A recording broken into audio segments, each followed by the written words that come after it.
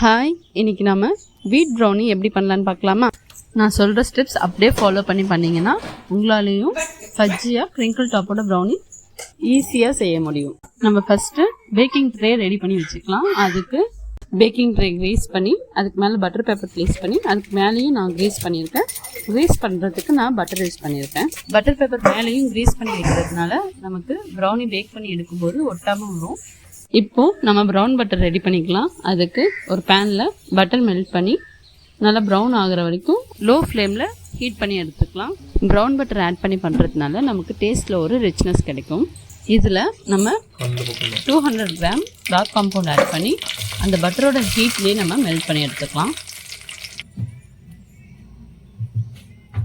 இப்போ ஒரு பவுலில் 2 முட்டை, 3/4 cup white sugar, 3/4 cup brown sugar ரெண்டுத்தையும் நல்லா பவுடர் பண்ணி ஆட் பண்ணி நல்லா பீட் பண்ணி எடுத்துக்கலாம்.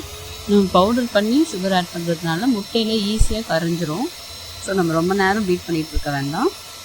அடுத்து இதில் 1 டீஸ்பூன் வெனிலா எசன்ஸ் ஆட் பண்ணி மிக்ஸ் பண்ணிக்கலாம். இந்த எக் அண்ட் சுகர் மிக்சர் நல்லா ஒரு லைட் எல்லோ கலருக்கு மாறுற வரைக்கும் நல்லா பீட் பண்ணிக்கணும். இந்த மிக்சரில் நம்ம ஏற்கனவே செஞ்சு வச்சுருக்க brown butter and chocolate mixture add பண்ணி நல்லா மிக்ஸ் பண்ணிக்கலாம்.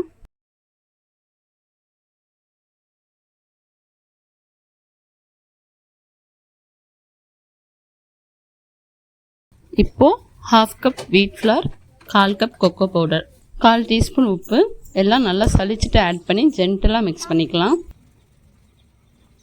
நான் 2 எக்குக்கு வீட் ஃப்ளவர்ன்றதுனால 1/2 கப் யூஸ் பண்ணியிருக்கேன்.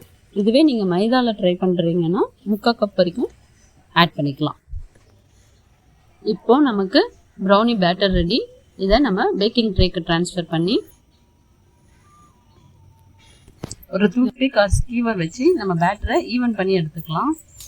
இப்படி பண்ணுறதுனால நமக்கு பேட்டர் உள்ளே இருக்கிற பபுள்ஸ் எல்லாம் போயிட்டு ப்ரௌனி நல்லா ஃப்ளாட்டாக ஈவனாக பேக் ஆகி கிடைக்கும். 180 டிகிரி 10 மினிட்ஸ் ப்ரீ ஹீட்டட் அவனில் 180 டிகிரி 30 மினிட்ஸ்க்கு பேக் பண்ணி எடுத்துக்கலாம்.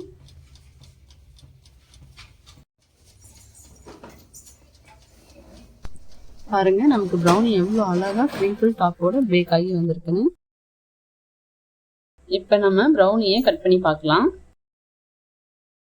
இதே ஸ்டெப்ஸ் ஃபாலோ பண்ணி நீங்களும் வீட்டில் ட்ரை பண்ணி பாருங்கள். ட்ரை பண்ணி பார்த்துட்டு எப்படி வந்திருக்குன்னு மறக்காமல் கமெண்ட்ஸில் சொல்லுங்கள். பாருங்கள், நமக்கு ப்ரௌனி சூப்பர் ஃபஜ்ஜியாக வந்திருக்கு.